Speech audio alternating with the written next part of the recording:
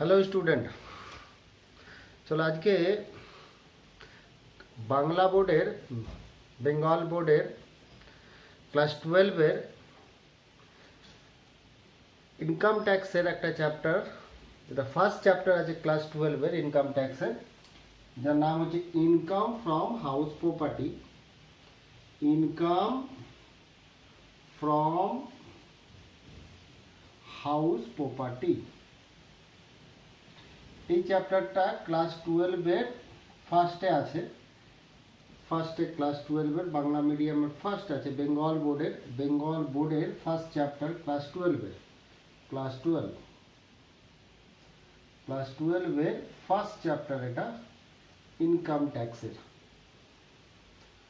First chapter, income ট্যাক্সের first chapter, income from house property. তো এই চ্যাপ্টারটা নিয়ে আজকে ডিসকাস করা যাক, কনসেপ্ট দেওয়া যাক, চ্যাপ্টারটা কি। ইনকাম ট্যাক্স নিয়ে তো বলার কিছু নেই, কারণ ক্লাস 11 থেকে আমরা ইনকাম ট্যাক্সটা পড়ে আসছি, ওটা নিয়ে দরকার নেই। আমরা জানি যে ক্লাস 12-এ আমাদের যেটা পার্ট আছে, সেটা ইনকাম ট্যাক্সকে তো দুটো ভাগে ভাগ করি, ইনডাইরেক্ট এবং ডাইরেক্ট। তো ডাইরেক্ট ট্যাক্সের পার্ট হচ্ছে ইনকাম ফ্রম হাউস প্রপার্টি, আমরা জানি, একটু বললাম। ইনডাইরেক্ট ট্যাক্স নয়, ডাইরেক্ট ট্যাক্সের পার্ট হচ্ছে, প্রত্যক্ষ করের পার্ট হচ্ছে income from house property. Income from house প্রপার্টিটা কি? আমরা ক্লাস 11-এ যখন ছিলাম, তখন আমরা জেনেছি যে কোনো অ্যাসেসি ইনকাম করার 5টা হেডস হয়। 1 নম্বরে হয় ইনকাম ফ্রম স্যালারি, 2 নম্বরে হয় ইনকাম ফ্রম হাউস প্রপার্টি, 3 নম্বরে হয় income from profit and gain from business or profession।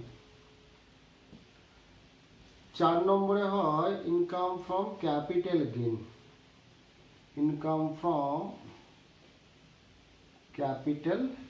Gain, আর লাস্ট আমরা জানি ইনকাম ফ্রম আদার সোর্স।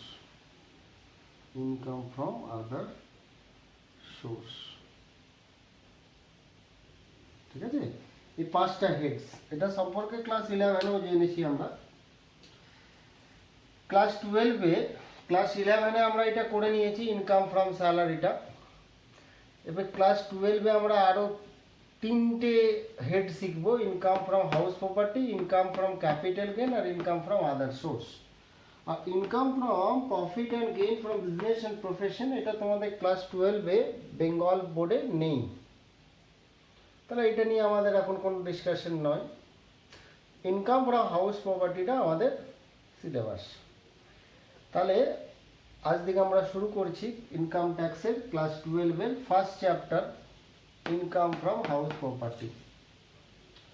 তাহলে এটা এই হেডস অফ ইনকাম, যেটা আমাদের হেডস অফ ইনকাম,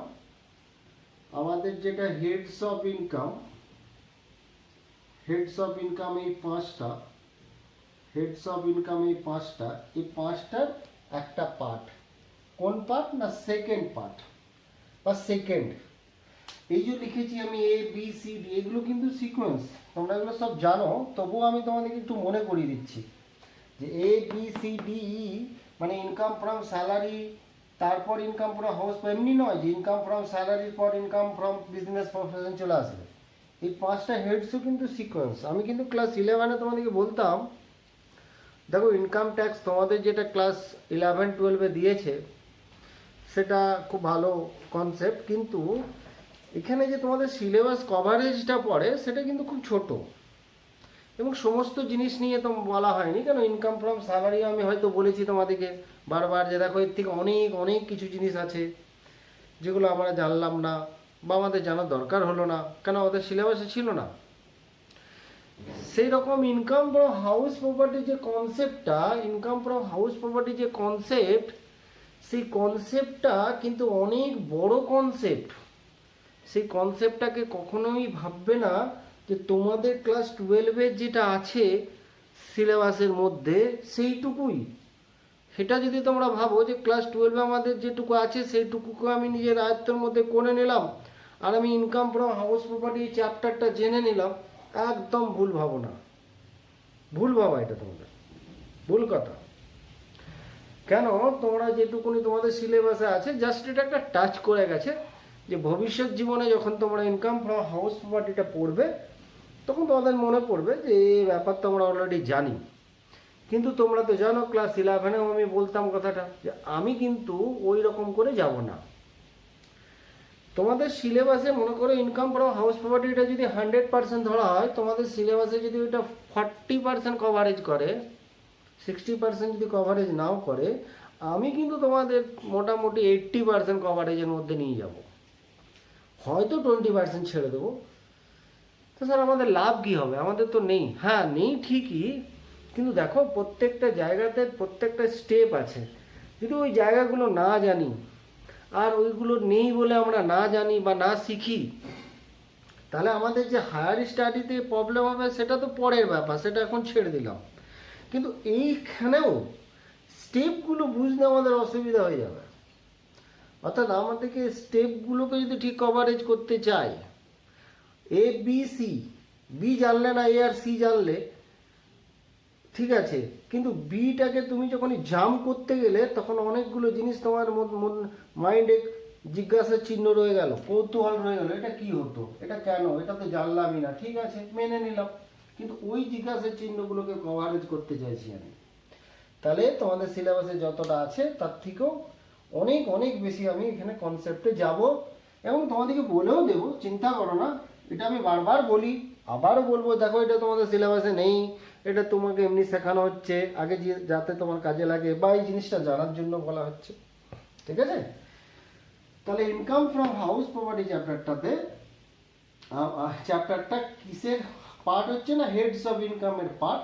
এই 5টা যে ইনকাম হয়, এই 5টা হেডস অফ ইনকাম হয়, এই 5টা হেডস ইনকামকে আমরা যখন যোগ করি, টোটাল যখন যোগ করি, সেটাকে আমরা বলি গ্রস টোটাল ইনকাম। এই 5টা হেডসের ইনকাম যখন যোগ করা হয় কোনো অ্যাসেসি, তাকে বলি গ্রস টোটাল ইনকাম। এই গ্রস টোটাল ইনকাম থেকেও আমাদের ডিডাকশন পাওয়া যায়, ছাড় পাওয়া যায়। ডিডাকশন আন্ডার সেকশন 80C থেকে 80U পর্যন্ত এই ছাড়গুলো পাওয়া যায়।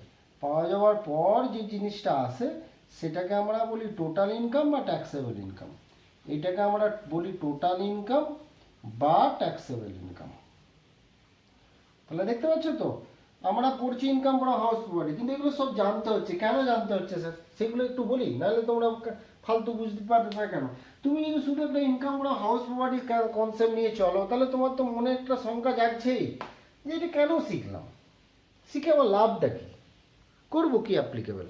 তার মানে কি এইটা ক্যালকুলেট করে এইখানে বসে যাবে। এই যে 5টা হেডসের কথা বললাম না, এই 5টা হেডসে তোমরা এই ক্যালকুলেশনটা শিখেছো। স্যালারি, হাউস প্রপার্টি শিখবে, বিজনেস প্রফেশন তো ক্লাস 12-এও শিখবে না, ক্যাপিটাল গেন এগুলো সব শিখে টোটাল করলে তার থেকে এগুলো মাইনাস করলে 80C থেকে 80Q, তারপরে এলো ইনকাম, টোটাল ইনকাম। তাহলে মোটামুটি এই কনসেপ্টটা তো চাই। আমরা মানছি এগুলো জানবো না, কিন্তু এটা করছি কেন, কোথায় এটা অ্যাপ্লিকেবল সেগুলো তো জানতে হবে। নাহলে আমরা কী করে বুঝবো যে এটা শিখে গেলাম এমনি নতুন করে কোনো একটা জিনিস জেনে নিলাম যেটা মাথায় থাকবেই না, যে কেন শিখলাম এটা অ্যাপ্লিকেবল কোথায় সেটাই যদি না জানি তাহলে আমাদের এটা মাথায় রাখতে পারবো না, তাহলে তো মুখস্থ হয়ে গেল। ওই মুখস্থ করতে চায় না। তাহলে এরকমভাবে আমরা বার করতে পারবো টোটাল ইনকাম, ঠিক আছে। তাহলে এইটা জানার কারণ হচ্ছে না, আমরা যখন কোনো একটা লোকের ট্যাক্সেবল ইনকাম বার করতে যাব, আমরা একটা লোকে কত টাকার উপর সেই লোকটাকে ট্যাক্স দিতে হয় সেটা যদি বার করতে চাই, তাহলে আমরা যেমন ক্লাস 11-এ ইনকাম ফ্রম স্যালারি থেকে কম্পিউট করেছিলাম কত টাকা তার স্যালারি বাবদ আয় হচ্ছে, সেই রকম ইনকাম ফ্রম হাউস প্রপার্টিকেও আমাকে কম্পিউট করতে হবে। তারপরেও আমাদেরকে আরও কম্পিউট করে আমাদের মূল লক্ষ্য এইখানে যাওয়া। কারণ এইখানে যেতে পারলে আমরা বুঝতে পারবো যে আমাদেরকে কত টাকা ট্যাক্স দিতে হবে। এইখানে বলতে টোটাল ইনকামে যেতে হবে, ট্যাক্সেবল ইনকাম আমাদেরকে যেতে হবে। ঠিক আছে, তাই খসড়াটা পেলাম, মোটামুটি ছোট একটা আইডিয়া পেলাম যে এটা কেন শিখবো। ঠিক, এবারে আসি আমরা ইনকাম ফ্রম হাউস প্রপার্টির ব্যাপারটাতে। ইনকাম ফ্রম হাউস প্রপার্টির ব্যাপারটাতে আসি। ইনকাম ফ্রম হাউস প্রপার্টি, এটা তো বুঝে গেলাম যে ইনকাম ফ্রম হাউস প্রপার্টি একটা হেডস অফ ইনকামের part. Income from house property, আমাদের ইনকাম ট্যাক্স আমাদেরকে সেকশন 22 থেকে 27 পর্যন্ত সেকশন বলেছে, 22 থেকে 27, 22, 23, 24, 25, 26, 27 এইরকম সেকশনে income tax income from house প্রপার্টিটাকে বর্ণনা করেছে। কি বলতে চাইলাম না, প্রত্যেকটা জিনিসে তোমরা ক্লাস 11-এ শিখেছো যে স্যালারির বিভিন্ন সেকশন, তাই না? আন্ডার সেকশন 16, আন্ডার সেকশন 10 অনেক কিছু জিনিস শিখলে। যেমন আন্ডার সেকশন 10-13-এতে তোমাদের ছিল how to calculate HR rate deduction, house rent অ্যালাউন্সের কীভাবে ছাড় পাওয়া যায় 10-13 রুল 2-এতে শিখেছো না? সেই রকম এই হাউস প্রপার্টি গোটা চ্যাপ্টারটা আলোচনার বিষয়বস্তু হলো সেকশন 22 থেকে 27, আন্ডার সেকশন 22 থেকে 27। Income from house property total আলোচ্য বিষয় হলো আন্ডার সেকশন 22 থেকে আন্ডার সেকশন 27 পর্যন্ত। ঠিক আছে, এরপর আমরা জানতে চাই যে ইনকাম ফ্রম হাউস প্রপার্টি মানে কি। ইনকাম ফ্রম হাউস প্রপার্টি মানে কি? স্যার, আমরা তো জানি আমাদের একজন অ্যাসেসি, সে ইন্ডিভিজুয়ালি হোক, অ্যাসেসি মানে পার্সন বলতে কি কি বুঝি আমরা তো জানি, 7টা ক্যাটাগরিকে পার্সন বলা হয়, যেমন individual, HUF, firm, company, BOI বা AOP, artificial, judicial person, local authority, তাই তো? এগুলো সব পার্সন বলা হয়। এইসব পার্সনরা এই 5টা হেডসের মাধ্যমে ইনকাম করে। আমি একদম ইন্ডিভিজুয়াল কথাই বলি, অত টেকনিক্যাল কথাতে যাচ্ছি না। আমি বা তুমি কেউ ইনকাম করার জন্য এই 5টা হেডসের কথা বললো, তো এই 5টা হেডসের মধ্যে একটা হেড হলো ইনকাম ফ্রম হাউস প্রপার্টি। তাহলে সেই হেডটা থেকে আমি কিভাবে ইনকাম করছি সেইটা জানার বিষয় হচ্ছে ইনকাম ফ্রম হাউস প্রপার্টি। তাহলে ইনকাম ফ্রম হাউস প্রপার্টি বলতে বলবো, যদি কোনো একটা বাড়ি আমার থাকে, সেই বাড়িটা থেকে যে ইনকাম হয় তাকেই বলবো ইনকাম ফ্রম হাউস প্রপার্টি। খুব ছোট্ট কথা, তাই না? স্যার ছোট্ট কথা নয়, অনেক বড় কথা। দেখি এবারে কি বড় কথা। হ্যাঁ, তাহলে ইনকাম ফ্রম হাউস প্রপার্টিতে প্রথমে আমরা একটা ছোট্ট মতন জায়গাতে যাই, যে ছোট্ট মতন জায়গাতে এর একটা সম্পূর্ণ গ্রিপকে আলোচনা করার বিষয়বস্তুতে যায়। দেখো, ইনকাম ফ্রম হাউস প্রপার্টি তুমি ইনকাম ফ্রম হাউস প্রপার্টির কনসেপ্ট এবং ক্যালকুলেশন এবং সেই ক্যালকুলেশনটা কিভাবে করবে সেই সমগ্র চিত্রটাকে ছোট্ট একটা ব্যাপার প্রথমে বলে রাখি আমি।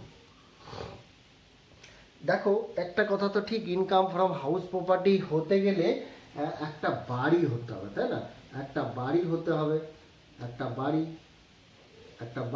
হবে। প্রথম হচ্ছে একটা বাড়ি হতে হবে। ইনকাম ফ্রম হাউস প্রপার্টি হতে গেলে একটা বাড়ি হতে হবে, এটা ফার্স্ট।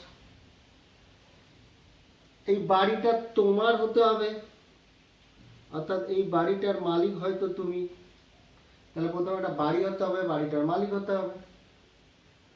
এরপর এই যে বাড়ি এবং বাড়িটার মালিক,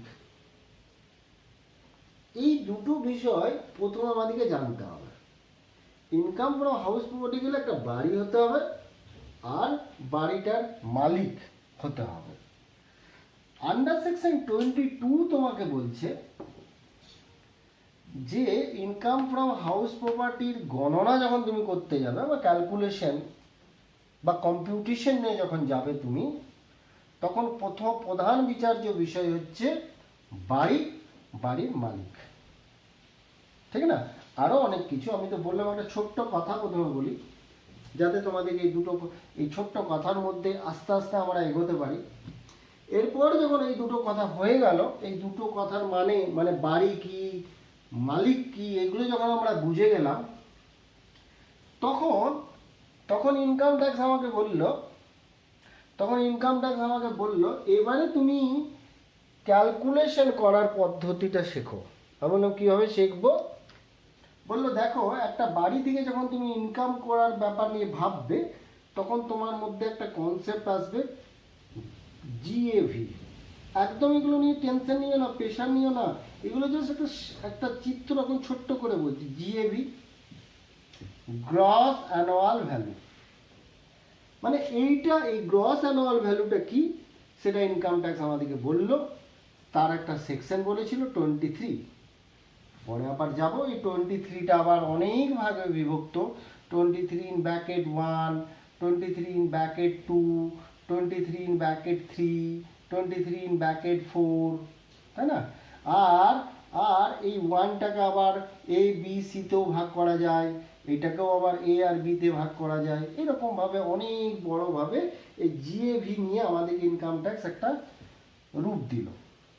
ছোট্ট বলি জিএভিটা কি না, এই যে তোমার ঘরটা, এই ঘরটার অ্যানুয়াল ভ্যালু কত? স্যার অ্যানুয়াল ভ্যালু, যাবো বাবা, অত তখন টেনশন নিচ্ছি না, মানে আমি একটা ছোট্ট রূপে যাচ্ছি যে এই ঘরটার জিএভি বার করতে বলবে ইনকাম ট্যাক্স এই সেকশনগুলো দিয়ে।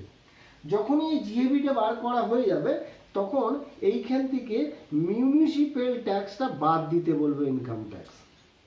এই মিউনিসিপ্যাল ট্যাক্স বাদ দেওয়ারও অনেক নিয়ম কানুন ইনকাম ট্যাক্স আমাদেরকে শেখাবে এই চ্যাপ্টারটাতে, এই 22 থেকে 27 ধারার মধ্যে, যে কখন বাদ দেবে, কখন বাদ দেবে না, কে দিলে বাদ দিতে পারবে, কে দিলে বাদ দিতে পারবে না, এসব সম্পর্কে আবার আমাকে বললো। কতটা বাদ দিতে পারবে, অ্যাডভান্স দিয়ে দিতে পারবে কিনা, সব কিছুই মিউনিসিপ্যাল ট্যাক্সটা আমাকে বোঝাবে, ইনকাম ট্যাক্স বলবে। আমিও তোমাদেরকে বলবো, আমাকে যখন ইনকাম ট্যাক্স বলবো আমিও তোমাদেরকে বলে যাব। তাহলে গ্রস অ্যানুয়াল ভ্যালু থেকে মিউনিসিপ্যাল ট্যাক্স যখনই বাদ দিয়ে দিবে, তখনই একটা জিনিস পাবো, সেটাকে বলবো অ্যাডজাস্টেড অ্যানুয়াল ভ্যালু, বা এটাকে আমরা এনএভিও বলতে পারি, নেট অ্যাডজাস্টেড অ্যানুয়াল ভ্যালু। এইটা বার করতে ইনকাম ট্যাক্স আমাদেরকে বললো। এরপর ইনকাম ট্যাক্স আমাকে বললো এটা বার করা তো কিছু না, এটাতে এটা মাইনাস করে দিলে হয়। আরেকটা ব্যাপার এখানে দেখবে, অনেক সময় এটা ডাইরেক্ট বেরিয়ে যাবে, এই সেকশনটাতে ডাইরেক্ট বেরিয়ে যেতে পারে। কিভাবে স্যার ডাইরেক্ট বেরোবে? একদম বললাম না, চিন্তা করবেন না, টেনশন নেবে না, আসবে তখন দেখবো। এখন জাস্ট একটা রূপ দেখছি আমরা যে কিভাবে আমরা এগোবো। এরপর অ্যাডজাস্টেড অ্যানুয়াল ভ্যালু থেকে আমাদেরকে ইনকাম ট্যাক্স আরও দুটো ছাড়ের ব্যবস্থা করেছে, ডিডাকশন। সেই ছাড়গুলো হলো 24A আর 24B। এই দুটো ছাড় নিয়েও ইনকাম ট্যাক্স অনেক কথা বলেছে। এটাকে স্ট্যান্ডার্ড ডিডাকশন বলেছে, এটা 30% একটা, 30% থেকে চমকে যেও না, মনে রাখার দরকার নেই, এখন আসুক। এটা ইন্টারেস্ট লোন বলেছে, এটা স্ট্যান্ডার্ড ডিডাকশন, এটা ইন্টারেস্ট লোন। কিভাবে তোমরা ছাড়টা পাবে, কার উপর হবে, কতটা পাবে, সব এগুলোতে বলেছে। তারা অ্যাডজাস্টেড অ্যানুয়াল ভ্যালু থেকে দুটো ছাড় বাদ দেওয়ার পর যেটা থাকে সেটাকে বলি ইনকাম ফ্রম হাউস প্রপার্টি, মানে এই বাড়িটার থেকে ইনকাম। এছাড়াও ইনকাম ট্যাক্স আরও দুটো সেকশনে কথা বলেছে। 25-এ আনরিয়েলাইজ রেন্ট সম্পর্কে, তখন ওইটার ব্যাপার নিয়েও আমরা জানবো যে কীভাবে এই ব্যাপারটা হয়। যাই হোক, এই হলো মোটামুটি তোমাদের একটা স্ট্রাকচার, মানে এইভাবে আমাকে এগোতে হবে এই চ্যাপ্টারটাকে কমপ্লিট করার জন্য। অর্থাৎ এই চ্যাপ্টারটাতে যদি আমি পুরো মোটামুটি 80% দখল আনতে চাই, তো এই সমস্ত জিনিসগুলো আমাকে জানতে হবে। তো এইটা হলো মোটামুটি একটা চ্যাপ্টারটার স্ট্রাকচার। আমি বললাম কোনোটাই মুখস্থ করতে হবে না, শুধু একটা ভেবে রাখলাম যে কীভাবে এগোবো। বলেছিলাম প্রথমে বাড়ি, ছবি এঁকেছিলাম, মানুষ মানে ওনার, মালিক। ভালো করে বাড়ি আর মালিকের ব্যাপার সম্পর্কে বুঝবো। তারপরে জিএভিতে যাব, তারপরে মিউনিসিপ্যাল ট্যাক্সে যাব, তারপরে এনএভিতে যাব, তারপরে 24A 24B শিখবো। তারপর আমরা যাব 25-এ আনরিয়েলাইজড রেট সম্পর্কে, অনেক সময় যেহেতু নাও হতে পারে, দিয়ে আমরা কমপ্লিট করে নেব ইনকাম ফ্রম হাউস প্রপার্টি। ঠিক আছে? এরপর আমরা এবারে আস্তে আস্তে এগোই, আমরা এগোই। কি এগোবেন স্যার, কিভাবে যাবেন? হ্যাঁ, যাবো নিশ্চয়ই। দেখো, প্রথম কথা বলি, সব থেকে মেন ব্যাপার যে আন্ডার সেকশন 22 যেখান থেকে ইনকাম ফ্রম হাউস প্রপার্টিটা শুরু হচ্ছে, সেই সেকশনটা কি বলছে শুনি। এই 22 সেকশনটা অনেক কিছু কথা বলেছে, একটা কথা বলেনি।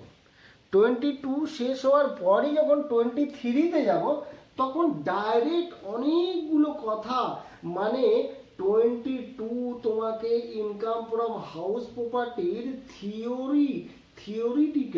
থিওরি কনসেপ্টটাকে কভার করার চেষ্টা করেছে পুরোটা। তাহলে 22 সেকশনটা হচ্ছে থিওরি কনসেপ্টের সেকশন। আর 22 কভার করার পরই যখন আমরা 23-তে ঢুকে যাব, তখন আমরা এই হাউস প্রপার্টিটা কম্পিউট করার ব্যাপার সম্পর্কে জানতে থাকবো। কম্পিউটেশনের ব্যাপার সম্পর্কে জানতে থাকবো। অর্থাৎ 22 থিওরিটাই সব থেকে বড় থিওরি এই হাউস প্রপার্টির কনসেপ্টের জন্য, ঠিক না? হাউস প্রপার্টি চ্যাপ্টারটার কনসেপ্ট যদি আমরা কালেক্ট করতে চাই, তাহলে এই 22 থিওরিটাই হচ্ছে সব থেকে বড় থিওরি। এই থিওরিটাতে প্রথমে বলেছে কি, যে দেখো, তুমি যদি তুমি ইনকাম ফ্রম হাউস প্রপার্টির ক্যালকুলেশন করতে চাও, তাহলে কি না, একটা বাড়ি হতে হবে, একটা বাড়ি থাকতে হবে, এবং ওই বাড়িটার মালিক তোমাকে হতে হবে। কিন্তু ওই বাড়িটা তুমি তোমার নিজের ব্যবসা বা পেশার কাজে ব্যবহার করবে না। কি বললাম? একটা বাড়িটা তোমার, মানে তুমি বাড়িটার মালিক, এবং ওই বাড়িটাতে তুমি তোমার ব্যবসা বা পেশা করো না। তাহলে তুমি income from house property calculation করতে পারবে, বা ইনকাম ফ্রম হাউস প্রপার্টি বলে একটা তোমার হেডস আসবে। আমি এইটুকুনি বললাম।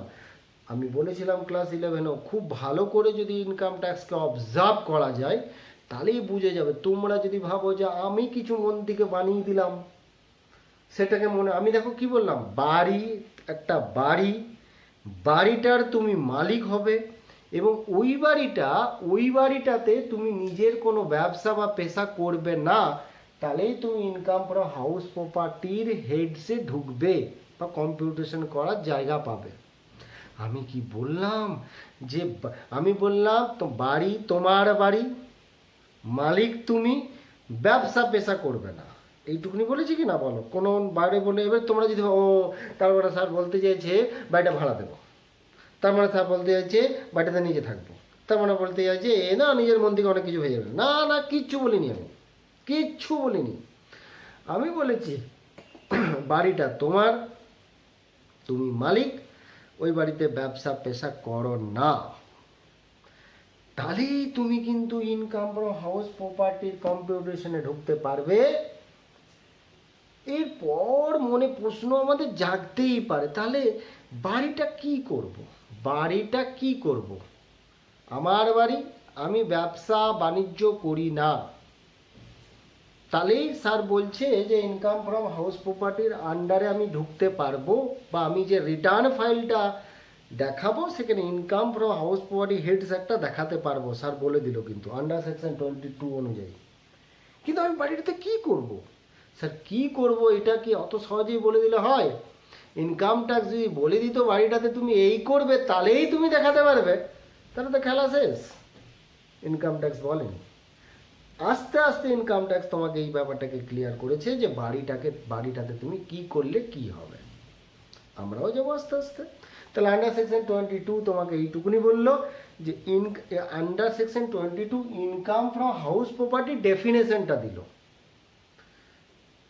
Income from house property definition কি বললো বাড়ি তোমার, তুমি মালিক, ব্যবসা পেশা করো না, তাহলেই তুমি ইনকাম ফ্রম হাউস প্রপার্টির মধ্যে ঢুকবে। ঠিক আছে স্যার, স্যার শুধু বাড়ি এই 22 কি ওইটাই বলেছেন? না, আরেকটা ছোট্ট কথা যোগ করে দিয়েছে। কি কথা জানো?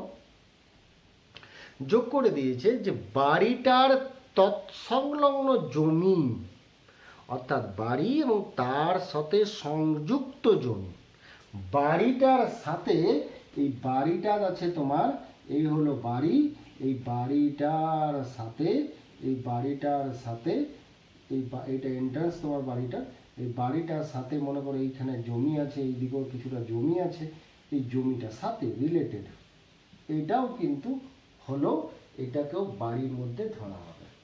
অর্থাৎ এই জমিগুলো বাড়ির মধ্যে ধরা হবে, এই বাড়িটার সাথে এইগুলোকেও জমির মধ্যে ধরা হবে, বাড়ির মধ্যে ধরা হবে।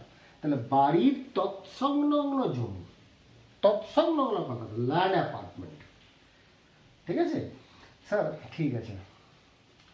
এরপর ইনকাম ট্যাক্স তোমাকে বললো যে দেখো শুধু এইটুকুনি ভেবো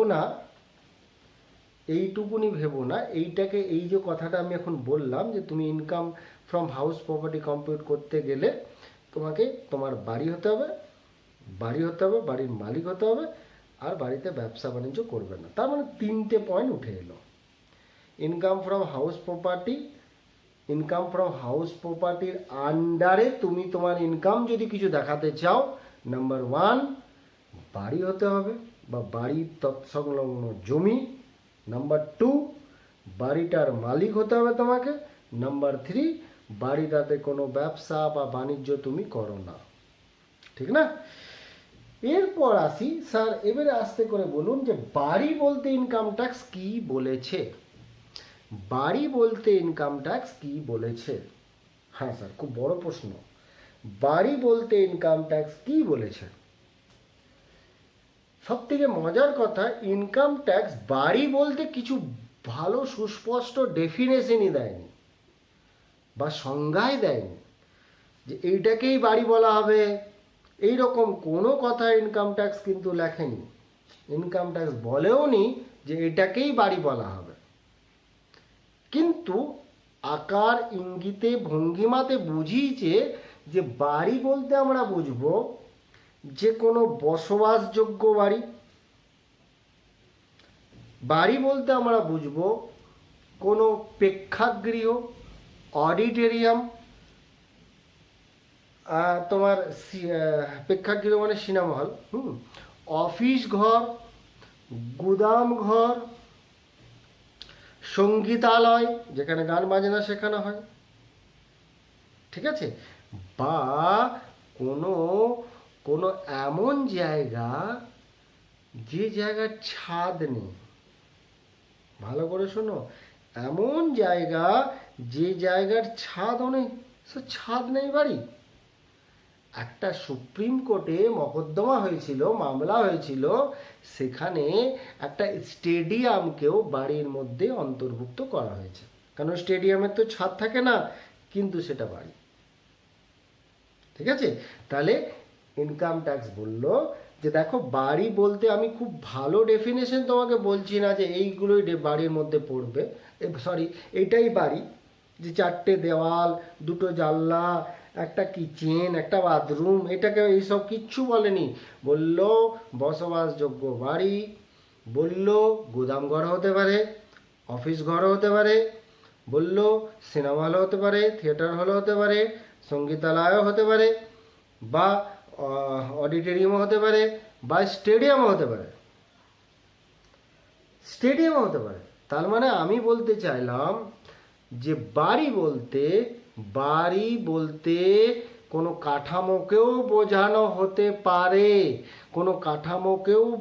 হতে পারে, তার যে ছাদ থাকবে এটা কোনো জরুরি নেই স্যার।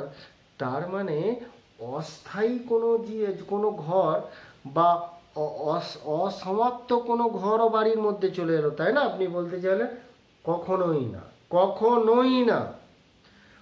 অসমাপ্ত ঘর বা অস্থায়ী কাঠামো ঘর, সেটা বাড়ির মধ্যে পড়ে না স্যার।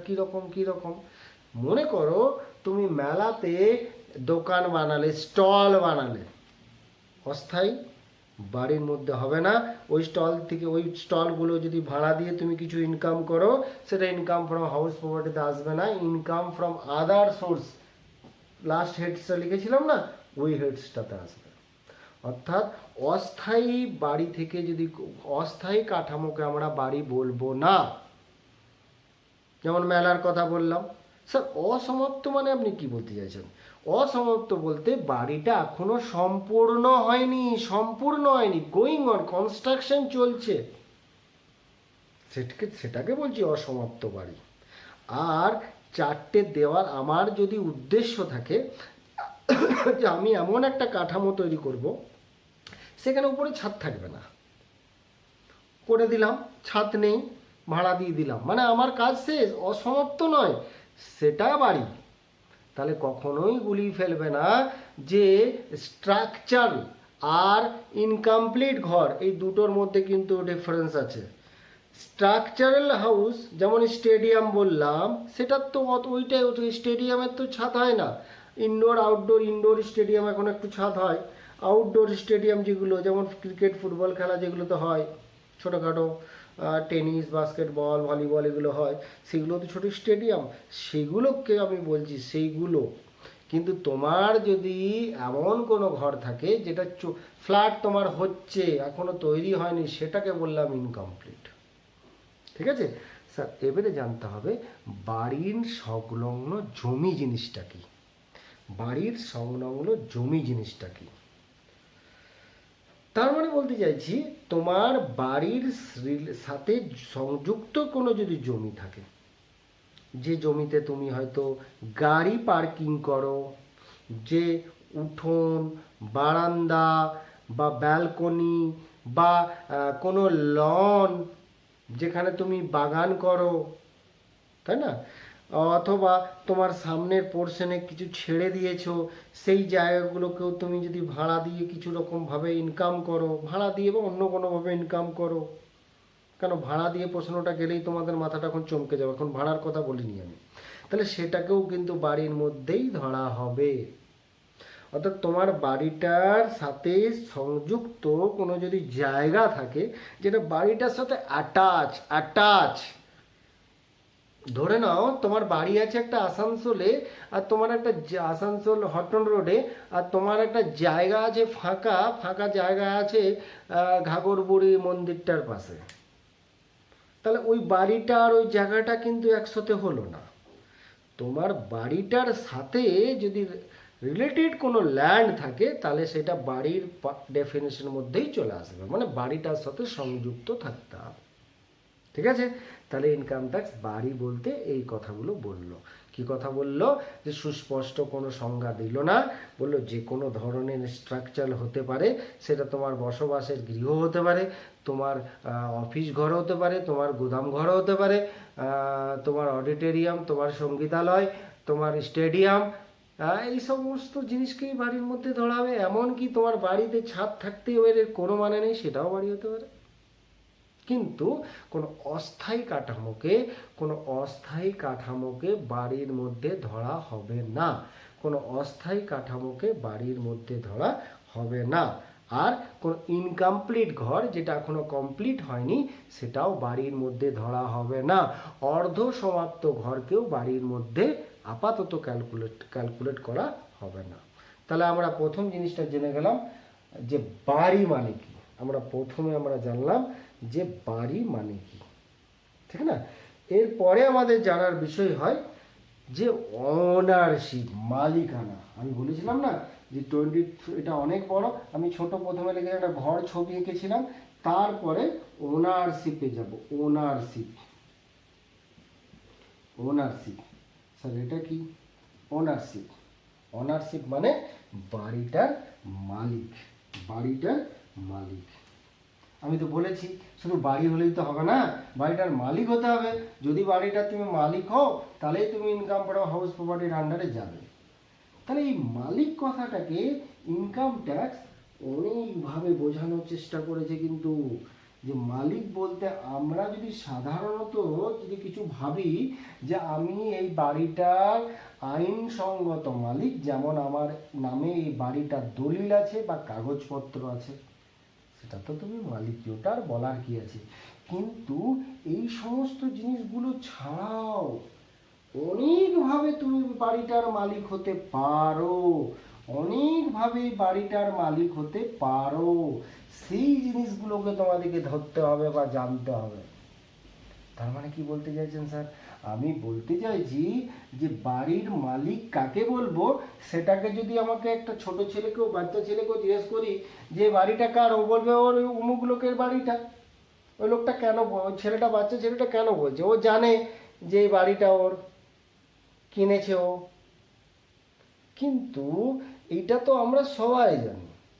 কিন্তু এছাড়াও বাড়ির ownership, income tax, income from house প্রপার্টিতে নানাভাবে বোঝানোর চেষ্টা করেছে। কী রকম এক দুটো বলুন স্যার। যেমন ধরো ইনকাম ট্যাক্স বলেছে যে বাড়ি তো হাওয়াতে হতে পারে না, বাড়ি তো আর হাওয়াতে হতে পারে না, বাড়িটার জন্য চাই তো একটা জায়গা, বাড়িটার জন্য চাই একটা জায়গা, সেই জায়গাতে নিশ্চয়ই বাড়িটা হয়েছে, সেই জায়গাতে নিশ্চয়ই বাড়িটা হয়েছে, তাই না? তো ইনকাম ট্যাক্স বলছে, ইনকাম ট্যাক্স বলছে যে মাথায় রাখো যে ইনকাম ফ্রম হাউস প্রপার্টি হতে গেলে এই বাড়ি এবং এই এই জায়গার মালিক দুটোই তোমাকে হতে হবে এমন কোনো কথা নেই। অর্থাৎ বাড়িটা এবং জায়গাটার দুটোই যে তুমি মালিক এমন কোনো কথা নেই। তুমি জমিটার মালিক নাও হতে পারো, জমিটা তুমি লিজে নিয়ে, স্যার এরকম হতে পারে? হ্যাঁ স্যার, জমিটা তুমি লিজে নিয়েছো 10 বছর 15 বছরের জন্য, তার উপর তুমি বাড়ি করেছো, তাহলে নিশ্চয়ই বাড়িটা তোমার, অর্থাৎ তুমি ইনকাম ফ্রম হাউস প্রপার্টির আন্ডারে আসবে। অর্থাৎ জমির যে মালিক হতেই হবে এর কোনো মানে নেই, বাড়ির মালিক হলেই চলবে। স্যার আরও জানো, এই যে তুমি ফ্ল্যাটগুলো দেখো, ফ্ল্যাটগুলোর কথাই ভাবো, ফ্ল্যাটগুলোর কথাই ভাবো, তোমরা বড় হয়েছো, ফ্ল্যাটগুলোর কথা ভাবো। ফ্ল্যাটে যেগুলো আমরা ফ্ল্যাটগুলো কিনি, সেখানে আমাদের জমি কোথায়? আমি কি বলতে পারবো এই জমিটা আমার? কেন, জমিটা তো সবারকারই, কিন্তু ঘরটা আমার, ফ্ল্যাটটা আমার, ফ্ল্যাটটা আমার। ভালো করে সব তো ইন্টারেস্টিং জিনিস স্যার, কত দূর কেন যে তোমরা যদি ভাবো এটা কি করে স্যার বলে দিল যে বাড়িটা আমার, জমিটা আমার না হলেও চলবে? হ্যাঁ স্যার, না হলেও চলবে, না হলেও চলবে। খুব সাধারণ কথা, দেখো তোমরা যারা যারা ফ্ল্যাট বাড়িতে থাকো তাদের কনসেপ্টের কথা চিন্তা করো। তোমরা হয়তো 10টা লোক মিলে 10টা ফ্ল্যাট আছে, একটা জমির উপরে 10টা ফ্ল্যাট হয়েছে, 10টা ফ্যামিলি থাকো, তুমি বলতে পারবে এই জমিটা আমার, এইটুকুনি ল্যান্ড আমার? বলতে পারবে না তো। কেন? এটা তো ইউনাইটেড ওই 10টা পরিবারের বা যারা যারা ফ্ল্যাট কিনেছে তাদের, কারুর ওই জমিটা নয়। কিন্তু বাড়িটা তাদের, বাড়িটা তাদের, সে বাড়িটা সেল করতে পারে, জমিটা নয় কিন্তু। তাই জন্য income tax, income from house প্রপার্টিতে তোমাকে বলে দিল, income tax, income from house property তোমাকে শিখিয়ে দিল যে দেখো জমিটার মালিক হতেই হবে এর কোনো মানে নেই, জমির মালিক না হলেও তুমি ঘরটার মালিক যদি হও তবুও চলবে। ঠিক আছে? এরপর ইনকাম ট্যাক্স আর একটা কথা বলছে, এমনি এমনি বাড়ির কথা বললে আমরা বুঝতে পারবো, বাড়ির কথা বললে আমরা বুঝতে পারবো যে অনেকভাবে বাড়ি নিয়ে ইনকাম ট্যাক্স আমাদেরকে আলোচনা করেছে। সেই আলোচনাগুলোকে যদি আমরা যেতে চাই তাহলে দেখতে পাবো যে বাড়ির মধ্যে অনেক ডেফিনেশনের কথা ইনকাম ট্যাক্স আমাদেরকে বোঝালো, যে বাড়ি যেমন এখনই একটা জিনিসের আলোচনা করলাম, সেই রকম আরও অনেকগুলোর কথা আছে, সেগুলো আস্তে আস্তে আমরা যাই, একবারে গেলে তোমাদের মাথা খারাপ হয়ে যাবে। আস্তে আস্তে করে বলি যে কিভাবে আরও আমরা যেতে পারবো, তাই না? বাড়ির মধ্যে আরও কিভাবে যেতে পারবো। যেমন ধরো যে আচ্ছা, এই যে ডিসকাশনগুলো হচ্ছে, জানো এই যে ডিসকাশনগুলো হচ্ছে এগুলো আন্ডার সেকশন 22 আমাদেরকে বলছে। আমি আবার বললাম তোমাদেরকে, আন্ডার সেকশন 22 থিওরিটিক্যাল কনসেপ্টটাকে আমাদেরকে কভারেজ করেছে। ইনকাম ফ্রম হাউস প্রপার্টির থিওরিটিক্যাল কনসেপ্টটাকে আন্ডার সেকশন 22 কভারেজ করেছে। এই 22-এর মধ্যে সে বলতে চাইলো যে কোনটা বাড়ি কোনটা বাড়ি নয়, এইসব কথাগুলো সে বলতে চাইলো, ঠিক না? সেক্ষেত্রে ওই বলে দিচ্ছে যে কী রকম কি। আচ্ছা, আবার যদি আমরা ভাবি আরেকটা অন্যদিকে চিন্তা করি, মনে করো আমার একটা বাড়ি আছে, আমি আমি গেলাম তোমার কাছে যে আমাকে 5 লাখ টাকা দরকার আছে, বাবু তুমি আমাকে 5 লাখ টাকা দেবে। তো তুমি বললে যে না, আমি তো 5 লাখ টাকা এইরকম দেবো না, তুমি যদি আমার তোমার বাড়িটা আমার কাছে বন্ধক রাখো, গিরুই রাখো, তাহলে আমি দিতে পারি, মর্টগেজ রাখলে। তো আমি তোমাকে দিয়ে দিলাম বাড়িটা বন্ধকে, বন্ধকে দিয়ে দিলাম, ঠিক না? ভালো করে বোঝো, বাড়িটা আমি তোমাকে বন্ধক দিয়ে দিলাম, আমি 5 লাখ টাকা নিয়ে নিলাম, সেটা আলাদা ব্যাপার। এবারে তুমি এই বাড়িটাকে ভাড়াতে দিলে, তুমি ওই বাড়িটাকে ভাড়াতে দিলে, তোমাকে দিয়ে দিচ্ছি এখন, তো তুমি তো বাড়িটা ব্যবহার করবে নিশ্চয়ই। তো সেক্ষেত্রে তুমি যদি বাড়িটাকে ভাড়া দাও, তো তুমি কি বাড়িটার মালিক হয়ে গেলে? না, বাড়িটার মালিক আমিই থাকবো। অর্থাৎ সেক্ষেত্রে কিন্তু ইনকাম ট্যাক্স বললো তুমি বাড়ির মালিক নও, যে যে যে দিয়েছে, বন্ধক দাতা যে দিয়েছে সেই বাড়িটার মালিক, যে বন্ধক দিয়েছে সেই বাড়িটার মালিক, অন্য কেউ কিন্তু বাড়িটার মালিক নয়, ঠিক না? তাহলে এই জায়গাটা আমাকে ভালো করে মাথায় রাখতে হবে যে তোমার কাছে যতই থাকুক না কেন, সেক্ষেত্রে যে বন্ধক দেয় সেই বাড়িটার মালিক হবে। স্যার এমন হতে পারে, মনে করো তোমরা 2-3 জন মিলে পার্টনারশিপে একটা বিজনেস করো, ভালো করে শোনো মন দিয়ে। তোমরা 2-3 জন মিলে পার্টনারশিপে একটা বিজনেস করো। বিজনেস করার জন্য কোনো একটা অফিসের দরকার বা গোদাম ঘরের দরকার, না কিছু একটা দরকার আছে, একটা বাড়ির দরকার আছে। তুমি বললে দেখ এক কাজ কর, আমার একটা বাড়ি আছে, ওই বাড়িটাকে আমি ভাড়াতে দিয়ে দিতে পারি,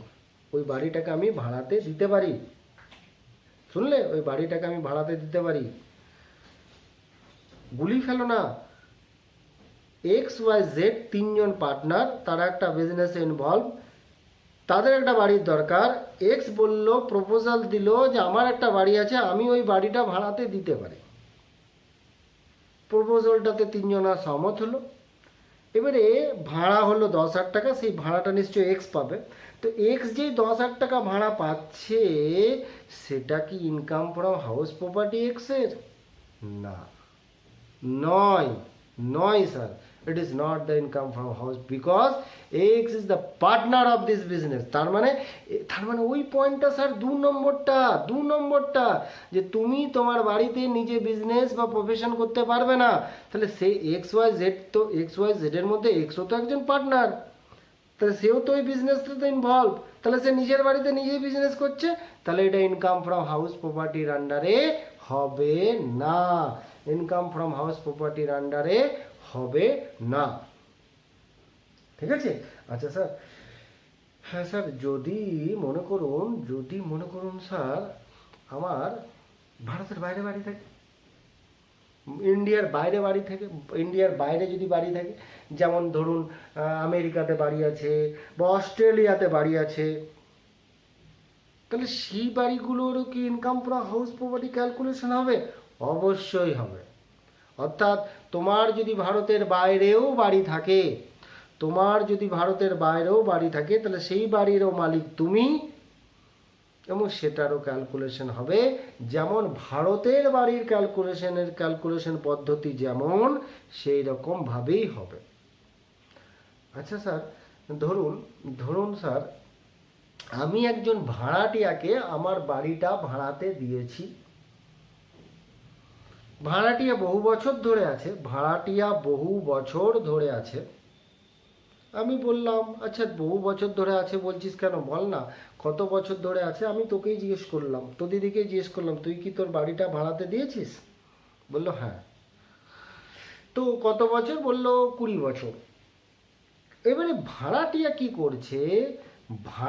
কি করছে না, সেই বাড়িটার কিছু পার্ট অন্য কারুকে ভাড়াতে দিচ্ছে।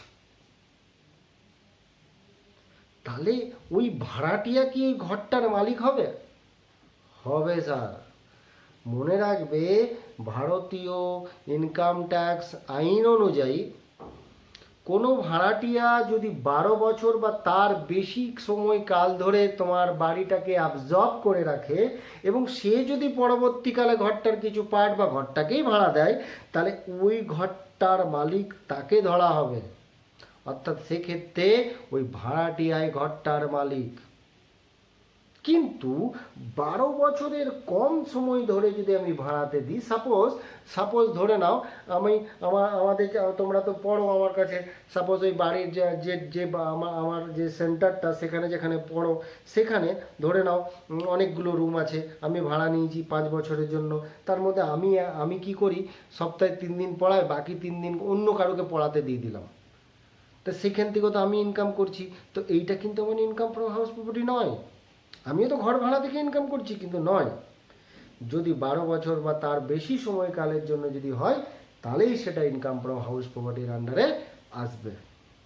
ঠিক আছে, যদি 12 বছর বা তার বেশি সময়কালের জন্য হয়, তাহলেই সেটা ইনকাম ফ্রম হাউস প্রপার্টির আন্ডারে আসবে। 12 বছরের কম হলে কিন্তু কখনোই নয়। কেন, ওই ভাড়াটিয়াটা 12 বছর ধরে যদি থাকে, তাহলে তার একটা নিজস্ব ওই ঘরটার উপর অধিকার হয়ে যায়, সেক্ষেত্রে সে ওই বাড়িটার মালিক হতে পারবে। আচ্ছা স্যার ধরুন মনে করুন আমার একটা বাড়ি আছে, সেই বাড়িটা আমি ভাড়া দিয়েছিলাম মিস্টার গোপালকে আজ থেকে 5 বছর আগে। মন দিয়ে শুনবেন ভালো করে, আমি আমার বাড়িটা মিস্টার গোপালকে ভাড়া দিয়েছিলাম 5 বছর আগে। মানে আমাদের যে এখন বর্ষ চলছে 2020-21, সেই নয়, ধরে নিলাম 2016-17 বছর, 15-16 বছরে আমি গোপালকে ভাড়া দিয়েছিলাম। গোপালের কাছ থেকে আমি 50,000 টাকা পাবো, দেয়নি ভাড়াটা, ও ভাড়াটা দেয়নি, সেই বছর ভাড়াটা আমার কাছে বাকি রেখেছিল। তারপরও ঘরটা যথারীতি ছেড়ে দেয়, বা আমি ঘরটাকে বিক্রি করে দিই। স্যার, আমি ঘরটাকে বিক্রি করে দিই, মানে ঘরটা এখন আমার নেই, আমার নামে নেই।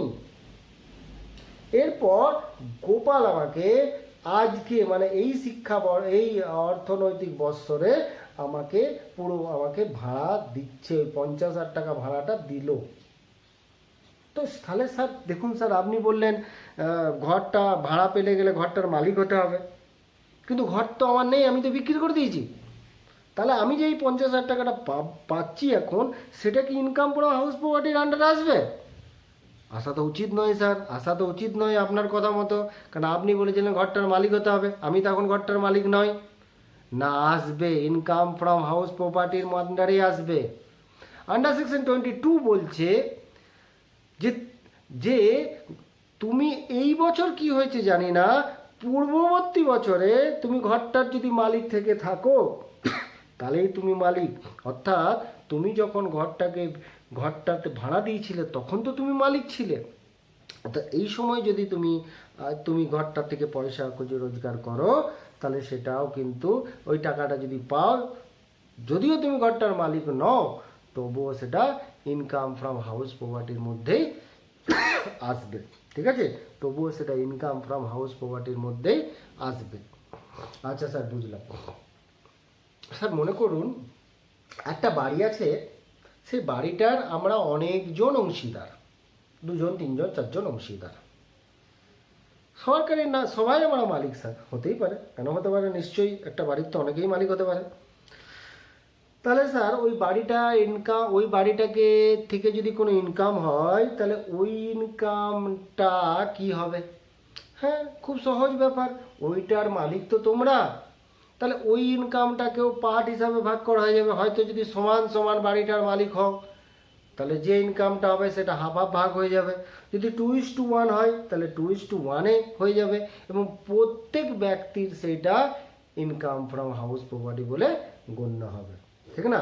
তাহলে আমরা কি বুঝলাম, আমরা শিখলাম না, একটা বাড়ি বলতে কি বুঝি, বাড়ি বলতে কি বুঝি, আর বাড়ির মালিকের আমার অনারশিপ বলতে কি বুঝি। এই সব কথাগুলো বললো কিন্তু আন্ডার সেকশন 22। এই সব কথাগুলো বললো কিন্তু আন্ডার সেকশন 22। এরপর আমরা দেখব যে এই অনারশিপের আরও কিছু ক্লাসিফিকেশন। যেমন ডিমড অনার, ভাবি অনার, একটু ছোট্ট কনসেপ্ট ডিমড অনার, সেটা শিখবো। তারপরে আমরা যাব কিভাবে এটার ক্যালকুলেশন করা হয়। তাহলে এইটা হবে এর পরের নেক্সট ক্লাস, ঠিক না? তাহলে আশা করি তোমরা ভালো করে এইটুকুনি কনসেপ্ট ঠিকমতো নিতে পারলে। এর পরের ক্লাসে আমরা এটার নেক্সট ক্লাসে যাব, ঠিক আছে?